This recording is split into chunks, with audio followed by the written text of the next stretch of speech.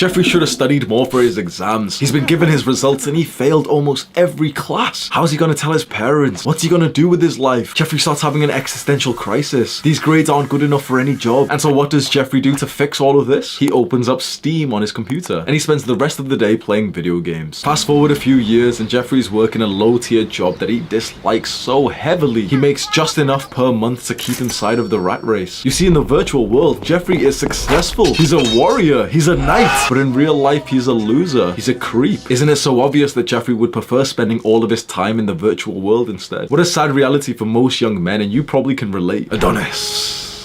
Adonis has built up a fantastic life. Through hard work, discipline, and consistency, Adonis was promoted to become the tribe leader. That level of responsibility and leadership feels so incredibly fulfilling to him. Adonis lives the ultimate male life. He lives the life that all men, whether or not they have the confidence to admit it, actually want. And that's because Adonis reserved all of his brain power, his energy, and his time for his accomplishments in the real world. Adonis has noticed more and more young men being consumed by these weird rectangle screens. It's strange. Why do they grind in these video games when they could grind in real life? You and I both know it's an absolute fact that video games attract losers. The truth is that something has to be lacking in your real life to be sucked into video games. Now take a second. The majority of video games are targeted towards the young male population. What do the majority of young men in schools, colleges, universities, or low-end jobs, what do they lack? They lack intimacy, love, sex, relationships. They lack status. They lack a feeling of brotherhood and connectivity and friends. And they lack feelings of accomplishment, feeling successful. Video games offer all four of these things in a very quick manner. These things that young men want can take years, even decades to get. But in a video game in the virtual world, you can get feelings of these in just a few hours. Do this right now. Use your empathy to really feel what like a young man, like some 18-year-old man, feels when he's drawn into video games. He feels inadequate in the real world, like things are missing. But then he's offered this virtual world where he can get everything so quickly. And so he plays the game and he plays for a few hours and it feels so addictive. His dopamine's being spiked and he feels so happy and he feels so proud and so excited. He spends 3, 4, 5 hours playing this video game, and now when he logs off for the day, his life is kind of worse. He just spent 5 hours sat down on his crusty black computer chair. He ate shit food like snacks whilst he was gaming. He had important work to do which he's procrastinated on. Now technically all of those negative things should really make him feel so motivated to say, okay, I'm not going to play video games, I'm going to focus on the real world. But what seems to happen to a big percentage of men is that those extra pressures, like, oh, they've procrastinated from their work today, actually draws them back to the video game because it's so comfortable, till eventually his life in the virtual world is so much better than his life in the real world. In the video game, he's a dragon slayer. He has a clan of people who rely on him. But in the real world, he works a shitty job and he doesn't like his life. So it can be so easy for this young man to just start spending all of his time in the virtual world. And this is probably what you've experienced yourself, because we're talking about this young man, but the young man is you. The young man is me. When you put a face on the consequences of video games, it starts to get quite dark because you realize that the motivation that you've had to achieve something with your life, to level up, to get ready to become a father, to provide and protect for your family, that motivation has been stripped away from you and redirected into video games. And the Jeffreys around you will try and convince you that, no, you're the problem. It's your fault that you get addicted to them. They've been made to be addictive. It isn't your fault that you're addicted to video games because they've been carefully designed to be addictive. You're the victim here. And then the Jeffreys might say, oh, well, if you just play 1 hour a day, then it's okay. It's never 1 hour. Come on, if you've been a video gamer, you know 1 hour is not enough. You know that it takes like 5-10 minutes to even like get inside, like get into the game. And you have to wait 20 minutes for your dumbass friend who's making food. No one is playing 1 hour a day. Answer this question right now. Do you want to become successful? Because if you do, there's one thing that you really need to start implementing: long-term thinking. Don't think about the outcome of just today. Think about where your life will be 5-10 years down the line when you make that decision. Visualize yourself quitting video games and see where the trajectory of your life would go. It would change so significantly. You would save so much time, but also like mental energy to put in more productive things. Now visualize if you cope and if you lie to yourself and say that 1 hour a day is fine. Visualize the future of your life of 10 years of doing that. Your life will become very, very different depending on your choices. When you're a young man, every choice that you make will lead to a very, very different life. Make sure that you choose right. If you have decided to quit video games, there is an obstacle that you will face, however: the transition into the real world. Because you see, in the virtual world, you felt like a legend. You had so many achievements. And so when you do finally quit, it's like you've lost that sense of status and progress. And it's like you're a level 1, but in real life again. That feeling of being a loser in real life usually pushes that guy who just quit video games to go back to video games because he realizes his life isn't that fun anyway. You must feel that discomfort of being a level 1 noob IRL and push through anyway. Do the hard work, especially when you don't feel like it. Mwah.